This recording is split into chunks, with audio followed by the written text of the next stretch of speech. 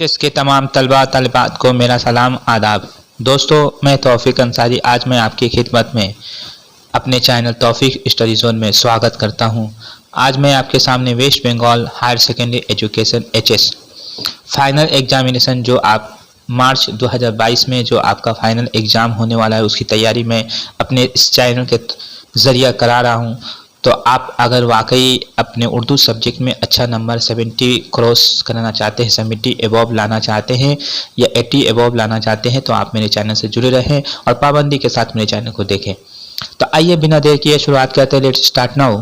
पहला सवाल आपकी स्क्रीन पर, ये सवाल सब एमसीक्यू टाइप पे मैं करा रहा हूँ क्योंकि एमसीक्यू टाइप पे क्वेश्चन आपसे ज़्यादा आएंगे, ज़्यादा से ज़्यादा आप नंबर उठा सकेंगे अकॉर्डिंग टू सिलेबस के मुताबिक मैं कुछ तैयारी करा रहा हूँ। तो आइए बिना देर किए शुरुआत करते हैं। Let's start now. पहला सवाल आपकी स्क्रीन पर ये रहा,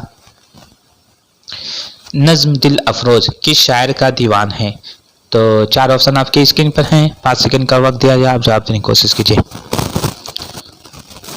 इसका सही जवाब है ऑप्शन नंबर 1, नज्म दिल अफरोज मोहम्मद हुसैन आज़ाद का दीवान है।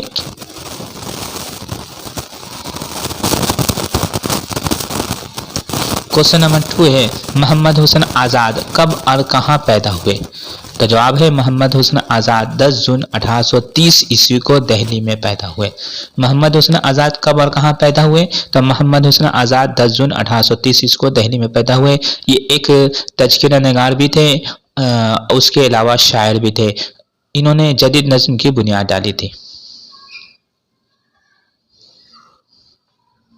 क्वेश्चन नंबर 3 है, इंसान किसी हाल में खुश नहीं रहता, जेल में से किस किताब से माखूज है? तो इसका सही जवाब है ऑप्शन नंबर 2, निरंगे ख्याल, जो उनके तमसीली मज़ामीन का मजमुआ है। निरंगे ख्याल जो 2 हिस्सों पर मुश्तमिल है जिसमें 13 मज़ामीन शामिल है। तो ये निरंगे ख्याल जो इंसान किसी हाल में खुश नहीं रहता, इनका तमसीली मजमून है। ये मोहम्मद हुसैन आज़ाद का निरंगे ख्याल भी मोहम्मद हुसैन आज़ाद के तमसीली मज़ामीन का मजमुआ है।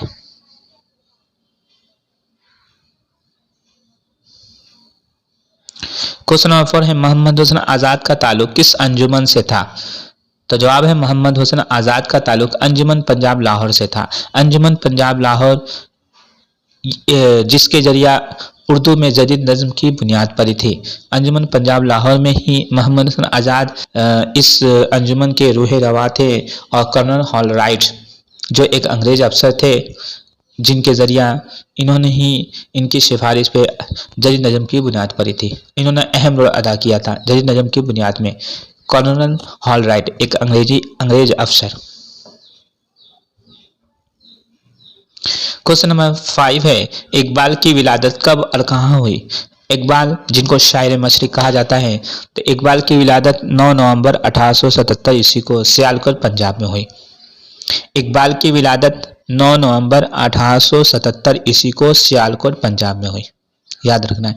मैं अलग से भी कुछ क्वेश्चन बता रहा हूँ ताकि आपकी तैयारी मुकम्मल तौर पे हो जाए। किसी तरह का भी क्वेश्चन आपसे पूछे तो आप आसानी से बता सके। शायर मशरिक इनको कहा जाता है। इनको सर का खिताब सन 1923 ईस्वी में अंग्रेजी हुकूमत ने, बरतानवी हुकूमत ने 1923 ईस्वी में इनको सर के खिताब से नवाजा था।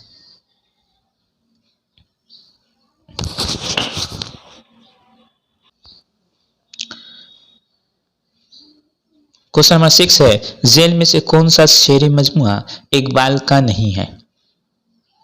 जेल में से कौन सा शेरी मजमुआ इकबाल का नहीं है? तो इसका सही जवाब है ऑप्शन नंबर 2, कफ़े आयना। ये कफ़े आयना जो है ये परवीन शाकिर का शेरी मजमुआ है। इकबाल के उर्दू में 4 शेरी मजमुए शाये हुए। इकबाल के उर्दू में 4 शेरी मजमुए शाये हुए और फारसी में 3। लेकिन यहाँ पर इकबाल के उर्दू में 4 शेरी मजमुए शाये हुए जिसमें सबसे पहला शेरी मजमुआ है बांगे दरा जो सन 1924 ईस्वी में शाये हुआ। दूसरा शेरी मजमुआ है बाले जिब्रिल जो सन 1935 ईस्वी में शाये हुआ। और तीसरा मजमुआ है ज़रबे कलीम जो सन 1936 ईस्वी में शाये हुआ। और चौथा और आखिरी शेरी मजमुआ जो आधा उर्दू और आधा फारसी में है वो उनकी वफ़ात के बाद सन 1938 ईस्वी में शाये हुआ, याद रखना है।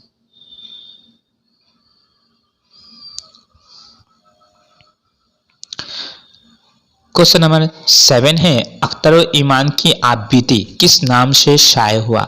तो अख्तर ईमान ये एक तरक्की पसंद शायर थे, इनकी आप बीती किस नाम से शाये हुआ। तो इसका सही जवाब है ऑप्शन नंबर 3, इस आबाद खराबे में।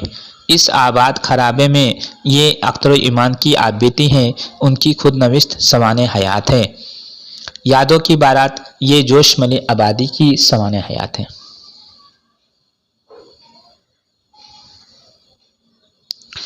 क्वेश्चन नंबर 8 है, रुबाई में कुल कितने मिसरे होते हैं। तो इसका सही जवाब है ऑप्शन नंबर 3, 4 मिसरे होते हैं। रुबाई उर्दू अदब की एक कामयाब सिन्फ है जिसमें 4 मिसरे में एक मुकम्मल मजमून पेश किया जाता है, उसको रुबाई कहते हैं। रुबाई में 4 ही मिसरे होते हैं, जिसका पहला, दूसरा और चौथा मिसरा हम काफिया और हम रदीफ होता है।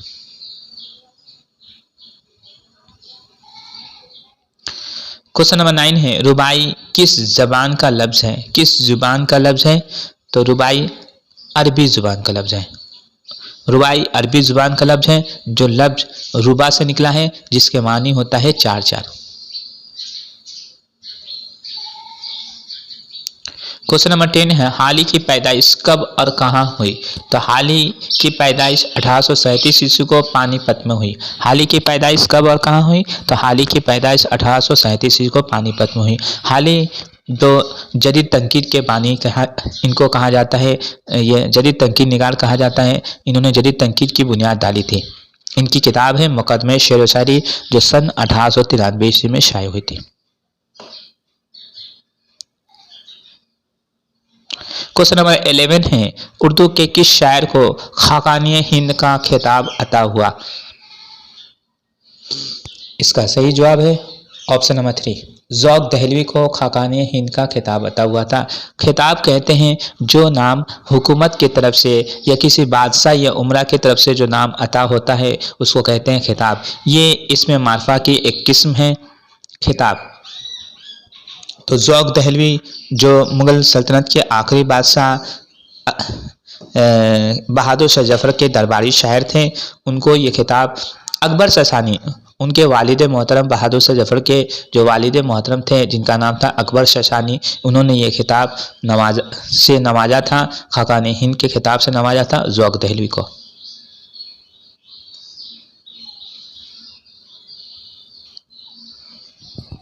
क्वेश्चन नंबर 12 है, बंगाल के मशहूर ड्रामा निगार कमाल अहमद की विलादत कब और कहाँ हुई।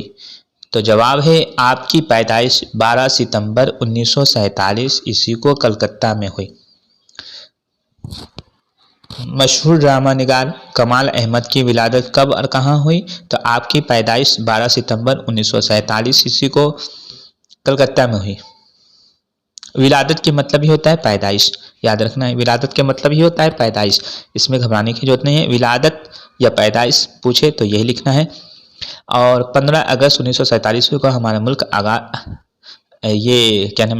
आज़ाद हुआ था। आज़ादी के बाद अगस्त सितंबर आज़ादी के बाद ये पैदा हुए थे। आज़ादी के बाद 15 अगस्त 1947 को हमारा मुल्क आज़ाद हुआ था और 12 सितंबर 1947 को कलकत्ता में हुई, यानी आज़ादी के बाद ये पैदा हुए थे। क्वेश्चन नंबर 13 है, फरहतुल्लाह बेग की वफ़ात कहाँ हुई। फरहतुल्लाह बेग की पैदाइश वफ़ात उनकी वफ़ात कहाँ हुई। तो इनकी वफ़ात हैदराबाद में 1947 को हैदराबाद में हुई। फरहतुल्लाह बेग की वफ़ात कहाँ हुई। तो 1947 को हैदराबाद में हुई। क्वेश्चन नंबर 14 है, फरहतुल्लाह बेग की पैदाइश कब हुई। तो फरहतुल्लाह बेग की पैदाइश जो है 1883 को दिल्ली में हुई। फरहतुल्लाह बेग की पैदाइश कब हुई। ये उर्दू के पहले खाका निगार हैं फरहतुल्लाह बेग, जिन्होंने डिप्टी नज़ीर अहमद पर जो उनके उस्ताद मोहतरम थे, उनके नज़ीर अहमद की कहानी कुछ मेरी ज़बानी के नाम से उन्वान से उन्होंने उर्दू का पहला खाका लिखा था फरहतुल्लाह बेग ने। इनकी पैदाइश 1883 को दिल्ली में हुई। कई किताबों में 1885 भी दिया हुआ है, लेकिन 1883 सही है।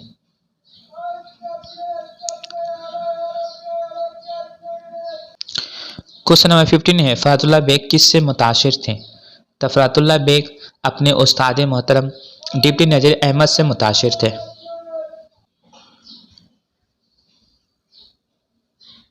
क्वेश्चन नंबर 16 है, गुब्बारे खातिर किसकी तसनीफ है? तो इसका सही जवाब है ऑप्शन 1, अबुल कलाम आज़ाद की। गुब्बारे खातिर ये अबुल कलाम आज़ाद की तसनीफ़ है, मौलाना अबुल कलाम आज़ाद की तसनीफ़ है। ये खतूत का मजमुआ है जिसमें 24 खतूत शामिल है। गुब्बारे खातिर पहली बार मई 1946 ईस्वी में शाये हुआ था।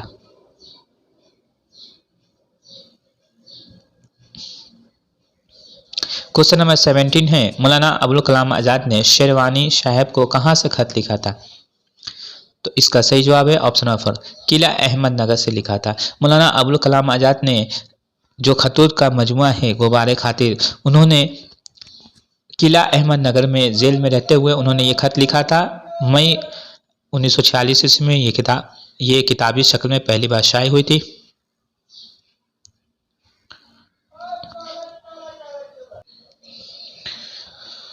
क्वेश्चन नंबर 18 है, जेल में से कौन सी किताब हाल ही की नहीं है?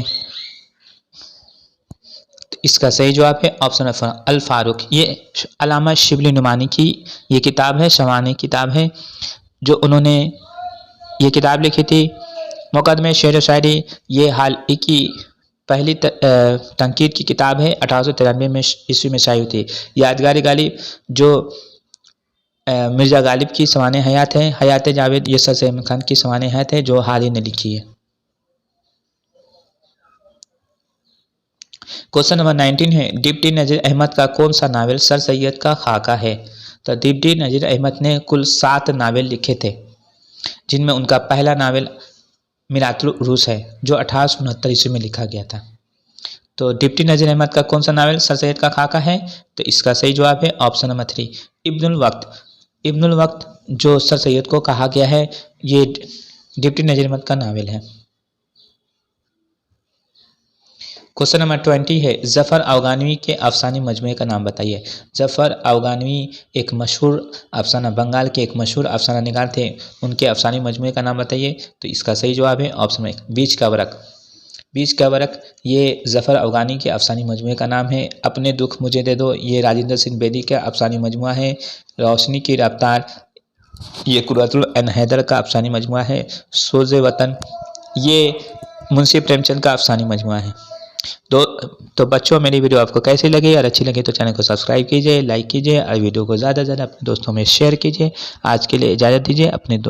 अपने उस्ताद मोहतरम तौफीक अंसारी को। अल्लाह हाफिज़।